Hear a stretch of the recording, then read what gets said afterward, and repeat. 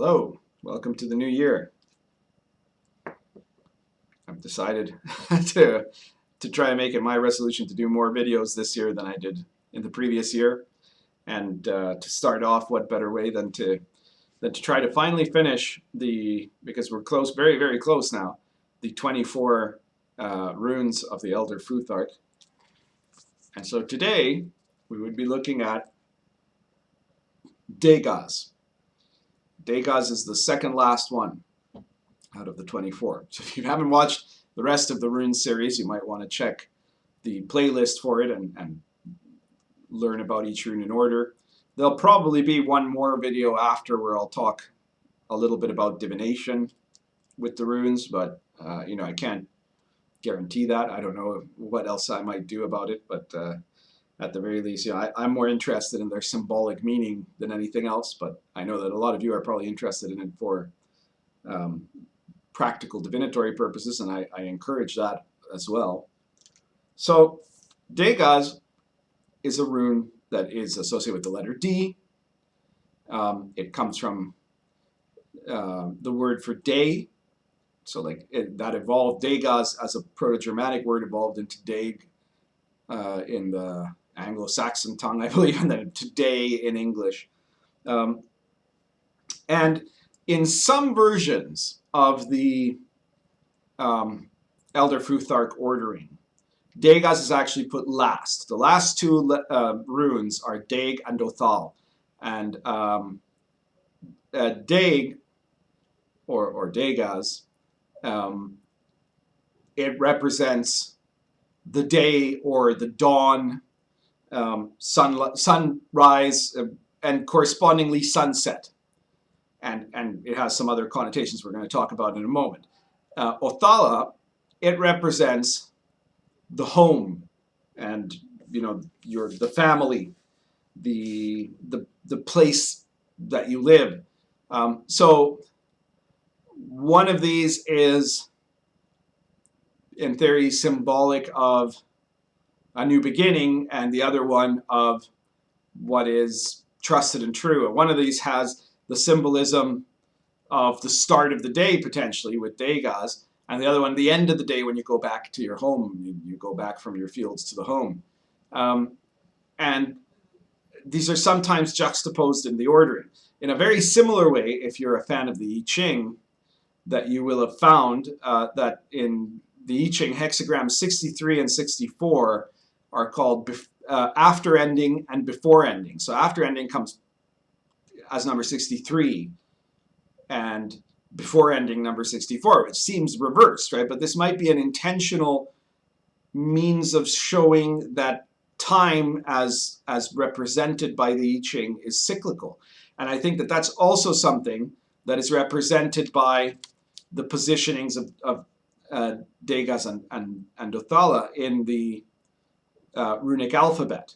So Dagaz, as you can see, it starts emerging up from the Well of Weird. It comes down, rises again on the other side, and then it mirrors by coming down into the, sorry, it's hard to see when this is flipped over, but you can see it forms a cycle that could theoretically repeat itself over and over again, like the cycle of days and the wheel of the year, the process of time. And of course, you can see a similarity between the imagery of Dagaz and the imagery of our symbol for infinity, right? That eight, that figure eight that is sideways, is extremely similar to the Dagaz symbol, except that ours doesn't have curves because it was carved on wood or stone. So it can be seen as a symbol of time and a symbol of infinity. It can be seen as a symbol of a process of change. And because it's associated with sunrise and therefore also with sunset, it can also be meant to represent that liminal space, a place of realization where you're outside or right in the border, in the center point, you could say, in the middle of the union of the past and the future, which is that moment of revelation. So in that sense, Dagaz can also represent light in terms of enlightenment. You know, the Anglo-Saxon rune poem, which is the only written source that we have pretty much about this rune. It says, "Day, dawn, the light of the Creator that shines upon everything," you know, and so and gives life to everything. So this is a symbol that can mean that state of an elevation to an awakened purpose. You know, in a similar way that the judgment card in the tarot symbolizes that, or the Aeon card if you prefer the Crowley version, which is then followed, you know, in the tarot by the world or the universe, so, which is again very similar to what you see with Othala, the final rune, which represents the home, right? So this is the basic symbolism of the Dagaz rune. It is part of a triad that you see, you know, all three of the penultimate, you know, the Futhark, the runic alphabet is divided into 3 sets of 8. And so the penultimate letter of each of the 3 has a connection to a question of the relationship that we have with heaven, right? And that's, you know, dawn and sunset are moments where you have that connection to this other world, you know, to the spiritual world or the heavenly world. Gebo, the G letter, from the first ayat, it means gift, you'll remember. And so it can be seen representative, and it's shaped like an X, right? So it can be representative of a man making a sacrifice to the gods, you know. And then the penultimate one that you see in the second ayat, that's Algiz, which is looks like a man holding both arms up at the sky, and so that is can be understood as man aspiring to, or maybe traveling to, the gods, right? So a person having a vision, a person engaged in intense prayer. It's man reaching out to God, right? Dagaz, with its symbol of this connection of really of 4 quarters, because you have the 2 visible quarters that are formed by the rune, but essentially there's also the invisible quarters, right, which is what is above and what is below, and they all meet in the center.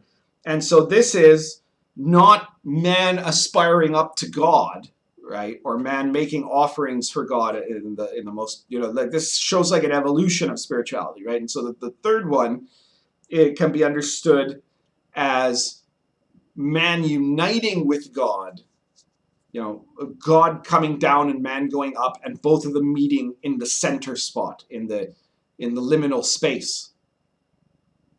So, you know, obviously in terms of divination purposes, Dagaz is usually seen as a very positive rune. It's seen as a rune of new beginnings. It's seen as a rune of good luck, of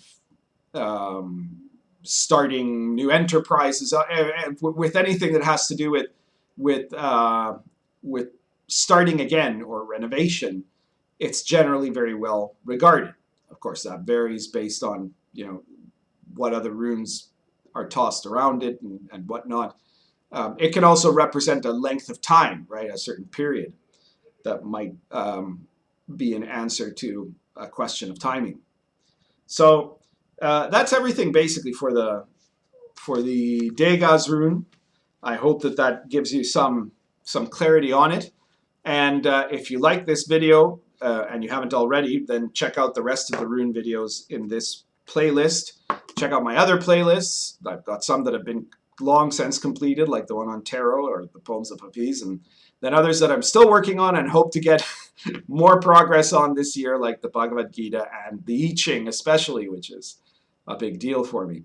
So if you can, subscribe and like this video as a way to help spread the word of it, and share it anywhere that you want to. And if you're interested in more profound understanding of not specifically the runes, but of spiritual practices and self-cultivation and that self-transformation that the runes talk about, then check out especially the Yi-Fa playlist, which includes all of the I Ching hexagrams. And if you find those interesting, consider whether you want to get in touch with me to apply for membership in the Yi-Fa Society. That's everything for today. Thank you very much.